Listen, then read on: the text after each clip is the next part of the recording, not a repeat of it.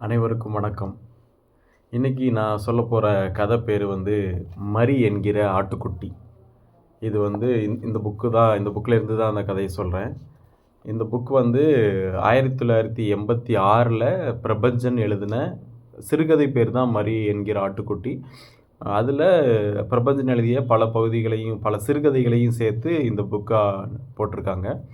இது வந்து 1986லயே இந்த கதைய எழுதிட்டாரு. இந்த கதை எப்படி ஆரம்பிக்கும்னா, ஒரு ஸ்கூலோட ஹெச்எம் வந்து தமிழ் சார் கிட்ட, "தமிழ் சார், நம்ம அற்புத மரிய வந்து டிசி குடுத்து அனுப்பிச்சிடலாம்னு யோசிச்சுட்டுருக்கேன்" அப்படின்னு சொல்லுவாரு. அதுக்கு தமிழ் சார் கேட்பாரு, "எந்த அற்புத மரி சார்?" அப்படின்னு. "அ எத்தன அற்புத மரிங்க சார் உங்களுக்கு தெரியும்? நம்ம ஸ்கூல்ல 10ஆம் வகுப்பு படிச்சுக்கிட்டு இருக்க ஒரே ஒரு அற்புத மரிய தான் நான் சொல்றேன்" அப்படின்னு ஹெச்எம் சொன்னோனே, தமிழ் சார் வந்து மரியோட ஃபேஸ வந்து ரீகலெக்ட் பண்ண ட்ரை பண்ணுவாரு. அவ எப்படி இருப்பா அப்படின்னா, எப்போதுமே வாயில பபுள் காம் போட்டுக்கிட்டு, அந்த பபுள் காம மென்னுகிட்டு, அந்த பபுள் காம மென்றது மூலமா, இந்த பள்ளிக்கூடம், ஆசிரியர்கள், மாணவர்கள், சமூகம், மாணவ, மாணவிகள், அவங்களோட சட்டதிட்டங்கள், ஒழுக்கம், நெறிமுறை இது எல்லாம் எனக்கு ஒரு பொருட்டே கிடையாது. நான் எப்போதும் இப்படியே தான் இருப்பேன். நீங்கலாம் எனக்கு எந்த விதத்திலயும் நான் உங்கள மதிக்க போறதில்ல அப்படின்னு ரொம்ப திமிராவும், பாவமாவும் தெரியிற ஒரு அற்புத மரிய தான் தமிழ் சாருக்கு ஞாபகம் வரும். ரொம்ப விட்டேத்தியா, திமிரா தெரியிற மாரி ஒரு பொண்ண. அவளுக்கு வந்து தமிழ் சாருக்கு வந்து அந்த அற்புத மரியோட ஃபேஸ் வந்து ஞாபகம் வந்துரும். ஞாபகம் வந்தோனே, "எதுக்கு சார்?" அப்படின்னு சார்கிட்ட கேட்பாரு. "என்ன சார் எதுக்குன்னு கேட்குறீங்க? நீங்க இந்த உலகத்துல தான் இருக்கீங்களா?" அப்படின்னு. இது கடைசியா உங்க உங்க கிளாஸ் தானே சார் அற்புத மரி?" அப்படின்னு ஹெச்எம் சொன்னோனே, "ஆமா சார், என் கிளாஸ் தான். ஞாபகம் இருக்கு. அ அப்பப்போ எனக்கு தயவு தாட்சணை கட்டுற மாரி, அ அவளுக்கு நெனச்சா ஸ்கூலுக்கு வந்துட்டு போய் அவ முகத்த என்கிட்ட காட்டுவா" அப்படின்னு தமிழ் சார் சொல்லுவாரு. "ஆமா சார், நீங்களே தான் சொல்றீங்களே, இந்த கடந்த 6 மாசத்துல அவ வந்து ஸ்கூலுக்கு வந்தது மொத்தமே 12 நாள் தான்" அப்படின்னு சொல்லிட்டு, தமிழ் சார் முன்னாடி அது 2 பேர்னால கூட தூக்க முடியாத பெரிய அட்டெண்டன்ஸ் ரெஜிஸ்டரையும், சில பல ஃபைல்ஸையும் சேர்த்து டேபிள்ல தூக்கி போடுவாரு. அவ வந்து நீங்க கேட்குறீங்க ஏன் டிசி குடுக்கணும்னு. அவ இந்த ஸ்கூல்ல வந்து என்ன சார் பண்ணிட்டு இருக்கிறா? கடந்த 6 மாசத்துல வெறும் 12 நாள் தான் சார் வந்திருக்கிறா. சரி, இவள எப்படியாவது இது பண்ணி விட்டுறலாம் அப்படின்னு சொல்லிட்டு, நான் மாசம் மாசம் அவங்க வீட்டுக்கு லெட்டர் எழுதிக்கிட்டு இருக்கேன் சார். ஒருத்தன் மெனக்கெட்டு மாசம் மாசம் லெட்டர் எழுதுறானே அப்படின்னு சொல்லிட்டு கூட, அவங்க வீட்லேருந்து இதுவரைக்கும் என்கிட்ட வந்து யாராவது மரிய பத்தி கேட்கிறதோ, அவ என்ன பண்ணிக்கிட்டு இருக்கான்னு சொல்றதோன்னு ஒரு பதிலுமே கிடையாது. நான் தான் கேன மாரி மாசம் மாசம் லெட்டர் எழுதிக்கிட்டு இருக்கிறேன். சரி, இவ வீட்ல இருந்து தான் எதுவும் பதில் இல்ல. யாராவது வந்து மெடிக்கல் சர்டிஃபிகேட் குடுத்தாலாவது, இவளுக்கு அட்டெண்டன்ஸ் சேர்த்து இவளுக்கு வந்து எக்ஸாம் எழுத பெர்மிஷன் குடுக்கலாம். பள்ளியிலே வச்சுக்கிட்டு இருக்கலாம் அப்படின்னாலும், அதுக்கு கூட வழியில இருக்க மாட்டேங்குது. யாராவது வந்தா தானே கேட்க முடியும். சரி, இதுதான் இப்படி இருக்கு அப்படின்னா, இவளோட நடத்தை மட்டும் எப்படி சார் இருக்கு? அவளே எப்பாவது ஒரு டைம் பள்ளிக்கூடத்துக்கு வர்றா. வரும்போது என்ன சார் ட்ரெஸ் போட்டுக்கிட்டு வர்றா? அவளுக்கு அ அவ அவ இஷ்டத்துக்கு ஒரு டைட்டா ஒரு பேண்ட் போட்டுட்டு வர்றா. அந்த பேண்ட் வந்து எப்போ அந்த தையல் பிரிஞ்சிருமோன்னு எனக்கு வேற பக்கு பக்குன்னு இருக்கும் எப்போ பார்த்தாலும். இது இல்லாம அதுக்கு மேல ஒரு சட்டை. அந்த சட்டை போடுறா சரி சார், அது பரவால்ல. அந்த மேல்ல வந்து மேல இருக்கிற 2 பட்டனையும் ஏன் சார் கழட்டி விட்டுக்கிறா? இதில சியோன் செயின் மாரி ஒரு செயின் வேற போட்டுக்கிட்டா, அது வேற அங்கங்கேயும் ஆடிக்கிட்டு இருக்கு. நீங்கலாம் இதெல்லாம் ரசிக்காமயா சார் இருந்திருப்பீங்க? அப்படின்னு தமிழ் சார்ட்டயே ஹெச்எம் கேட்பாரு. "என்ன சார் இப்படி கேட்குறீங்க?" அப்படின்னு தமிழ் சார் சொல்லுவாரு. "இல்ல சார், நீங்க உங்க வயச பத்தி எனக்கு தெரியாதா? இங்க இருக்கிறவங்க எல்லாருமே அப்படிதாங்க சார். இங்க வந்து நான் ஹியூமன் சைக்காலஜி படிச்சிருக்கேன் சார். 40 வருஷமா இந்த ஸ்கூல்ல டீச்சரா இருந்துகிட்டு இருக்கேன். உங்களுக்கு எத்தன வயசு சார்?" அப்படின்னு கேட்பாரு. "எனக்கு 29 வயசு சார். என்னோட எக்ஸ்பீரியன்ஸ் மட்டுமே 40 வயசு சார்" அப்படின்னு சொல்லிட்டு சொல்லுவாரு. அந்த மாரி வந்து இது இது பத்தாதுன்னு அவ என்னென்ன வேலையெல்லாம் பண்ணிக்கிட்டு இருக்கான்னு தெரியுதாங்க சார் உங்களுக்கு? லாஸ்ட் டைம் அவ ஸ்கூலுக்கு வந்திருந்தபோது, இதே மாரி தான் சார் ட்ரெஸ் பண்ணிட்டு வந்துட்டுருந்தா. இது வந்ததும் இல்லாம, நம்ம ஸ்கூல் வாசல்ல 4 பொறுக்கி பசங்கள சேர்த்துக்கிட்டு ஃப்ரெண்ட்ஸாமா 4 பொறுக்கி பசங்கள சேர்த்துட்டு, அவங்க கூட ரொம்ப சிரிச்சு பேசி அரட்டை அடிச்சுக்கிட்டு, ஐஸ்கிரீம் எடுத்து வாயில வச்சு சப்பிக்கிட்டே இருந்திருக்காங்க சார். ஸ்கூல் வாசல்ல உட்காந்துக்கிட்டு. இத பார்த்து பொறுக்க முடியாம நம்ம சயின்ஸ் வாத்தியார் போயி, "மரி இங்கெல்லாம் உட்காந்து இந்த மாரி பண்ணக்கூடாது. வா ஸ்கூலுக்குள்ள" அப்படின்னு சொல்லி கூப்பிடும்போது, அவ என்ன சொன்னா தெரியுமாங்க சார்? "ஏன் சார், உங்களுக்கு ரொம்ப பொறாமையா இருக்கா?" அப்படின்னு சயின்ஸ் வாத்தியார பத்தி கேட்டிருக்கா சார். அவளுக்கு என்ன சொல்கிறதுன்னு தெரியாமல் உள்ளே வந்து என்கிட்ட சொல்லி அழுதா சார் அந்த சயின்ஸ் வாத்தியார். இப்படி பண்ணிக்கிட்டு இருக்கும்போது நான் போய் அந்த பொண்ணுகிட்ட கேட்டேங்க சார்.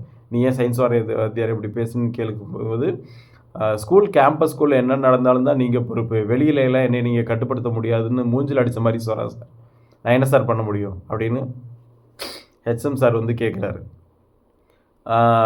இது பத்தாதுன்னு பரவாயில்லைன்னு சொல்லிட்டு சாயந்தரம் பிடி கிளாஸ் நடந்துகிட்டு இருந்திருக்கு. அதுக்கு போய் பிடி சார் வந்து இப்படியெல்லாம் நடக்கக்கூடாது, இப்படி நிற்கணும், இப்படி வளைவு சொல்லி இல்லாமல் இருக்கணும் அப்படின்னு சொல்லிட்டு அவள் உடம்புல வந்து தொடக்கூடாத இடத்துல தொட்டுட்டால் போல் பிடி சார்.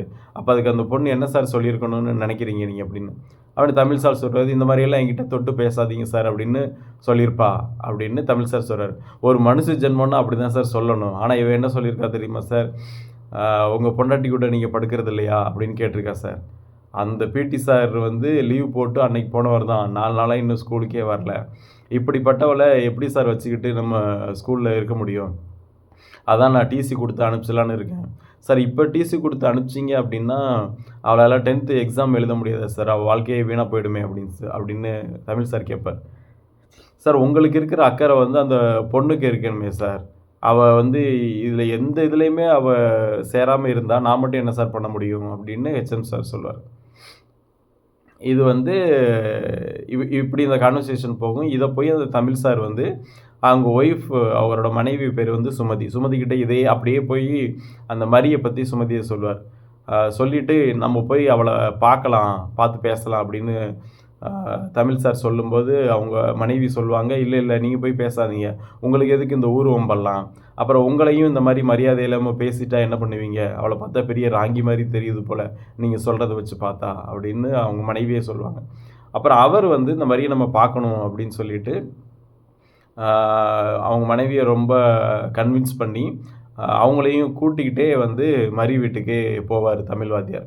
ஒரு நாள் சாயந்தரமாக போவார். போகும்போது ஒரு ரயில்வே ஸ்டேஷனுக்கு ஆப்போசிட்டில் ஒரு லைன் வீடு மாதிரி வரிசையாக இருக்கும் வீடுங்க. அதில் முன்னாடி திண்ணை வச்சு பின்னாடி பாலடைஞ்ச கட்டடம் மாதிரி இருக்கிற ஒரு வீடு தான் மரியோட வீடு. அங்கே போய் மரி அப்படின்னு சொல்லிட்டு தமிழ் சார் கத்துவார். வீட்டு வாசல் முன்னாடி யாருமே வெளியில் வர மாட்டாங்க. அப்புறம் கத்திக்கிட்டே இருப்பார். மரின்னு ஒரு 3-4 டைம் கூப்பிட்டதுக்கப்புறம் அங்கேருந்து ஒரு தூங்கி எழுந்து சோம்பல் முறிச்சிக்கிட்டே மரி வருவாள். மரி வந்தோடனே வெளியில் சார் நின்னதை பார்த்துட்டு அவளுக்கு ஒரே ஆச்சரியமாக போயிடும். அவங்க பக்கத்துலேயே அவங்க மனைவி நின்னதை பார்த்துட்டு இன்னும் ஆச்சரியமாக இருக்கும். வாங்க சார் உள்ள அப்படின்னு சொல்லி கூப்பிடுவாள். அங்கே பார்த்தா விலை மதிப்புள்ள அங்கே டேபிள் சேரு அதெல்லாம் ரொம்ப அலங்கோலமாக கிடந்துக்கிட்டு இருக்கும். வீடு பெருக்கியே ரொம்ப நாளாக இருக்கும், பொழுதி படிஞ்சு போயிருக்கும். அந்த இடத்துல வந்து சாரை வந்து உள்ளே கூப்பிடுவாங்க. உள்ளே கூப்பிட்ட உடனே அவள் வந்து உட்கார வச்சு பேசுவாள். ஏம்மா நீ இப்போ என்னம்மா பண்ணிகிட்ருக்க, இன்னும் தூங்கிட்டு இருந்தியா, உன் தூக்கத்தை கெடுத்துட்டானா அப்படின்னு சொல்லி சார் கேட்பார். இல்லை ஆமாம் சார், தூங்கிட்டு இருந்தேன், மதியம் சாப்பிடலை, அதான் தூங்கிட்டு இருந்தேன், அப்படியே தூங்கிட்டேன் அப்படின்னு சொல்லி அவள் சொல்லுவாள். ஏன் சார், ஏம்மா சாப்பிடலை, அப்பா அம்மாலாம் எங்கே இருக்காங்க அப்படின்னு சொன்னால், சார் என்ன சார் இது ஒரு வீடா, எங்கள் அப்பா வந்து இல்லை போயிட்டாரு, போயிட்டாருன்னா செத்து போகலை சார், அவர் வந்து இன்னொரு பொண்ணு கூட போயிட்டாரு. எங்கள் அம்மா வந்து அப்படி மொத்தமாக போயிடலை, அப்பப்போ வருவாங்க, ஒரு 2-3 நாளைக்கு ஒரு டைம் வருவாங்க, வந்து சமைப்பாங்க, என் கூட இருப்பாங்க, திரும்ப போயிடுவாங்க, மொத்தமாக விட்டுட்டு போயிடல. நான் மட்டும்தான் சார் ஏதோ வாழ்மேன்னு வாழ்ந்துக்கிட்டு இருக்கிறேன். இது ஒரு வீடா சார், லாட்ஜ் மாதிரி தான் நினச்சி வாழ்ந்துக்கிட்டு இருக்கிறேன் அப்படின்னு மரி சொல்லுவாள். அப்படின்னா சாப்பாடெல்லாம் என்னம்மா பண்ணுற அப்படின்ட்டு சாரோட மனைவி கேட்பாங்க. எனக்கு எங்கே தோணுதோ எப்போ தோணுதோ அப்போ போய் சாப்பிடுவேன், வெளியில் ஹோட்டலில் தான் மேக்ஸிமம் சாப்பிடுவேன். அம்மா வந்து 2-3 நாளைக்கு ஒரு டைம் அவங்களுக்கு நினைப்பு இருக்கும்போது வருவாங்க, வந்து சமைப்பாங்க. நானும் அந்த நேரத்தில் அவங்க சமைக்கிறத சாப்பிட்டுப்பேன். அது எனக்கு பெருசாக பிடிக்கிறதும் இல்லை. ருசி இல்லாமல் அம்மா சமைக்கிறதில்ல, அவங்க வந்து அம்மான்னு நினச்சி சாப்பிட்றதில்ல, அதனால் எனக்கு சாப்பிட பிடிக்காது. அவங்களும் தன் மகளுக்கு சமைக்கிறேன் அப்படின்னு சொல்லிட்டு சமைக்க மாட்டாங்க. எனக்கு அதில் பெருசாக விருப்பமே இல்லை அப்படின்னு சொல்லி சொல்லுவாங்க. அப்புறம் அம்மா வந்து உன்னோட அம்மா தானே அப்படின்னு சுமதி கேட்பாங்க. ஆமாம்மா, அவங்க என்னோட அம்மா தான். அப்போ இப்போ வந்து அவங்க வந்து என் கூட இல்லை, வேற ஒருத்தவர் கூட இருக்காங்க. அவருக்கு வந்து என்னை பிடிக்கல, எனக்கும் அவரை பிடிக்கல, அதனால் அவங்க 2 பேரும் சந்தோஷமாக வாழ்ந்துக்கிட்டு இருக்காங்க. நான் இந்த என் போக்குக்கு நான் பாட்டு வாழ்ந்துக்கிட்டு இருக்கேன் அப்படின்னு சொன்ன உடனே 2 பேருக்கும் ரொம்ப பாவமாயிடும். இது என்ன இப்படி இருக்கா அந்த பொண்ணு அப்படின்னு சொல்லிட்டு. சரிம்மா, நீ படிக்கலாம் இல்ல, ஏம்மா படிக்காம இருக்க நீ? அப்படின்னு சொல்லி சார் மறுபடியும் கேட்கும்போது, நான் யாருக்காக சார் படிக்கணும்? அப்படின்னு மரி திரும்ப கேட்பா. உனக்காக தான் அப்படின்னு சொல்லும்போது, ரொம்ப கேஷுவலா சி அப்படின்னு சொல்லிட்டு, அவ வேற பக்கம் திரும்பிருவா. அப்ப அங்க என்ன பண்றதுன்னு யாருக்குமே தெரியாது. அப்பதான் மரிக்கிட்ட சார் சொல்லுவாரு, "அம்மா நாங்க வந்து இப்படியே பீச்சுக்கு போறோம். நீ வேணா வர்றியா எங்க கூட?" அப்படின்னு மரிக்கிட்ட கேட்பாரு. அவ வந்து ரொம்ப ஆர்வமா உடனே எந்திரிச்சுட்டு, நானும் வரட்டுமா சார்? உங்களுக்கு ஒண்ணும் பிரச்சனை இல்லையா?" அப்படின்ல. "கண்டிப்பா வா, எனக்கு என்ன பிரச்சனை?" அப்படின்னு சொன்ன உடனே, "சார் ஒரே நிமிஷம் இருங்க, நான் ட்ரெஸ் மாத்திட்டு வந்துடுறேன்." அப்படின்னு சொல்லிட்டு போயி, அவ ட்ரெஸ் மாத்திட்டு, ஒரு ஷர்ட் போட்டு, அத டக் இன் பண்ணிட்டு வருவா. அத பார்த்தோன்னே தமிழ் சாருக்கு தோணும், இதுதான் அவளுக்கு வந்து விருப்பப்படுற, அவளுக்கு சௌகரியமா இருக்கிற ஒரு ட்ரெஸ்ஸு. அப்படிதான் இருக்கணும். அவளுக்கு பிடிச்ச மாரி தானே ட்ரெஸ் போடணும் அப்படின்னு சொல்லி வெளியில வந்த உடனே, அவள பார்த்துட்டு தமிழ் சார் வந்து ஸ்மார்ட் அப்படின்னு சொல்லுவாரு. ரொம்ப தேங்க்ஸ் சார் அப்படின்னு சொல்லிட்டு, 3 பேரும் சேர்ந்து பீச்சுக்கு போவாங்க. பீச்சுக்கு போயி, அ இவ தமிழ் சார் நடுவுல நடந்து போவாரு. 2 பக்கமும் அவங்க மனைவியும், மரியும் போவாங்க. போயி அந்த பீச்சே வந்து ஃபுல்லா எல்லாரும் நெறைய பேரு இருந்துகிட்டு இருப்பாங்க. குழந்தைங்க கல்குதிரை மாரி ஏறி வளர்ந்துக்கிட்டு இருப்பாங்க. அந்த பீச்சுக்கே ஜீவன் குடுக்குற மாரி நெறைய இளைஞர்களும், இளைஞிகளும் ஒண்ணா சேர்ந்து பேசிட்டு இருப்பாங்க. பெரியவங்கலாம் கடல் அலைகள பார்த்து பேசிக்கிட்டே இருப்பாங்க. அந்த ரொம்ப அந்த ஒரு ஹேப்பனிங்கான பிளேஸ் மாரி இருக்கும் அந்த பீச்சு. அங்க போய் கொஞ்ச நேரம் அலையில எல்லாம் விளையாண்டுட்டு, திரும்ப வந்து ஒரு சுண்டல் விக்கிற இடத்துல வந்து ஆ எல்லாரும் சுண்டல் சேர்த்து சாப்பிடுவாங்க. சாப்பிட்டே இருக்கும்போது, ஆ அவ வந்து மரி வந்து தமிழ் சார் கிட்ட உரிமைய கேட்பா. "சார் எனக்கு கார போண்டா வாங்கி குடுங்க" அப்படின்னு சொல்லி. அப்புறம் "வாங்கி தரேம்மா வா" அப்படின்னு சொல்லிட்டு கார போண்டா வாங்கி குடுப்பாங்க. அதையும் சாப்பிட்டுட்டு இருப்பாங்க. அப்பதான் அவங்க தமிழ் சாரோட மனைவி சுமதி சொல்லுவாங்க, "நீ வந்து நைட் எங்க வீட்டுக்கு சாப்பிட வா. சாப்பிட நீ எங்க வீட்டுக்கு தான் வர்ற" அப்படின்னு சொல்லுவாங்க. "ஆ இல்லக்கா பரவால்ல. நீங்க ஏன் சிரமப்படுறீங்க?" அப்படின்னு சொன்னா. "அதெல்லாம் ஒரு சிரமமும் இல்ல. நீ எங்க வீட்ல தான் சாப்பிடணும்" அப்படின்னு சொல்லிட்டு, மரிய கையோட அவங்க வீட்டுக்கு சாப்பிட கூட்டிட்டு போயிருவாங்க. அங்க போனா, அங்க வந்து சாப்பாடு இருக்கும். சாப்பாடு என்னன்னா, அ மதியம் வச்ச சாம்பாரும், கத்திரிக்காய் பொரியல் இருக்கும். கூடவே நெத்தலி கருவாட வறுத்து வச்சிருப்பாங்க. அதுவும் இருக்கும். அத வச்சு 2 சாப்பிடுவாங்க. சாப்பிட ஆரம்பிச்சுருவாங்க. மரி சாப்பிட்டுட்டு இருக்கும்போதே சொல்லுவா, "சாம்பாரும் நெத்தலி கருவாடும் மாரி ஒரு காம்பினேஷன் வந்து வேற எதுவுமே கிடையாது சார்."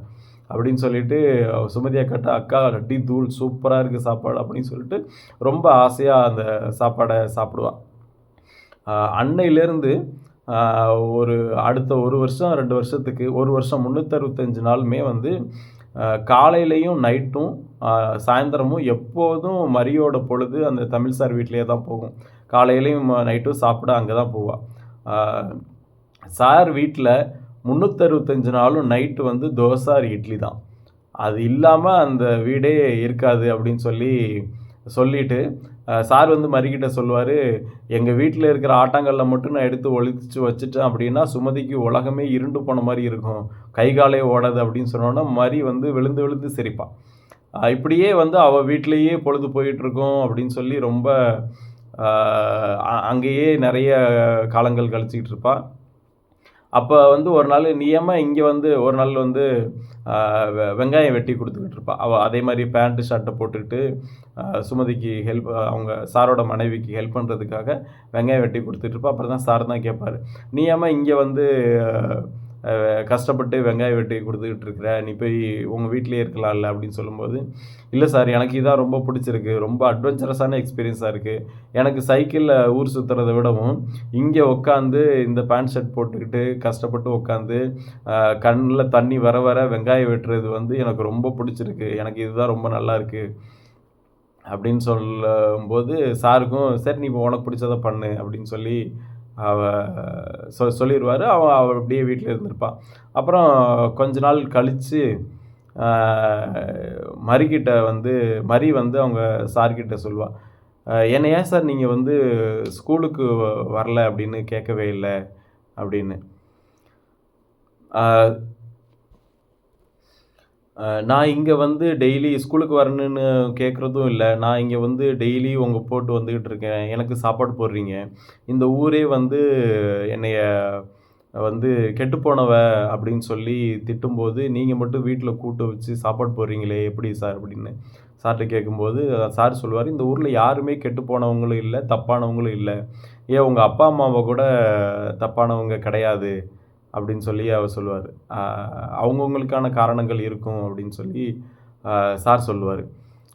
சார் சொன்னதுக்கப்புறம் மரி சொல்லுவா, "அ எனக்கு வந்து ஏன் சார் நீங்க வந்து" அப்போ மறுபடியும் கேட்பா, "நீங்க ஸ்கூலுக்கு வரணும்னு என்கிட்ட கேட்கவே இல்லைங்க சார்" அப்படின்னு.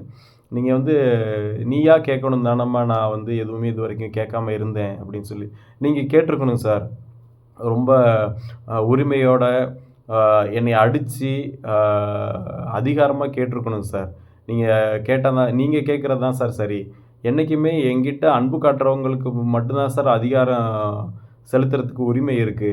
அப்படி என்கிட்ட அதட்டி நீங்க ஸ்கூலுக்கு ஏன் வரல அப்படின்னு கேட்டுருக்கணும் சார்" அப்படின்னு அழுக ஆரம்பிப்பா. இது வந்து உனக்கே தோணணும் அப்படின்னு தானம்மா நான் இவ்வளோ நாள் கேட்காம இருந்தேன். கேட்கக்கூடாதுன்னுலாம் ஒண்ணும் கிடையாது. இப்ப தான் உனக்கே தோணிருச்சுல, ஒண்ணும் கெட்டு போயிரல. 1 வருஷம் தானே ஆயிருக்கு. இங்க வந்து நீ இனிமே இப்ப தான் 10வது சேர போறேன்னு நெனச்சுக்கோ. டெய்லி என் கூட ஸ்கூலுக்கு வா. இனிமே இப்பயிலேருந்து நம்ம 10வது ஒழுங்கா படிக்க ஆரம்பிக்கலாம். ஒண்ணும் கவலைப்படாத நான் கூட இருக்கேன் அப்படின்னு சொன்ன உடனே, மரி வந்து அவ முகத்த மூடி தேம்பி தேம்பி அழ ஆரம்பிப்பா. அப்படின்னு சொல்லிட்டு அந்த கதை முடியும். நன்றி.